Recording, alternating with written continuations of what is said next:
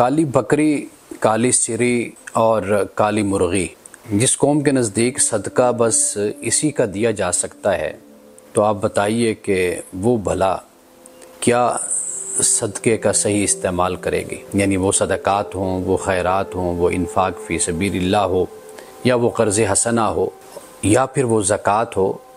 تو اس کا مفہوم تو دین میں، شریعت میں بڑا وسیع ہے۔ یعنی آپ اگر صدقہ دینا چاہتے ہیں، کرنا چاہتے ہیں، تو آپ کسی طالب علم کی فیس بھی ادا کر سکتے ہیں، کسی طالب علم کو جو ضرورت مند ہے اس کو کتابیں بھی لے کر دے سکتے ہیں، کسی کے تعلیمی اخراجات بھی آپ اٹھا سکتے ہیں۔ یہ سب کچھ صدقات و خیرات میں یہ سب کچھ شامل ہوتا ہے۔ لیکن ہمارے ہاں جس طرح صدقہ کو بنا لیا گیا ہے، تو آپ بتائیے کہ بھلا جو قوم اس طریقے سے اپنی دولت اور اپنے پیسے کو خرچ کرے تو وہ کیسے تعلیمی اور علمی ماحول کو پیدا کر سکتی ہے، یا علمی اور تعلیمی مقاصد پر خرچ کر سکتی ہے؟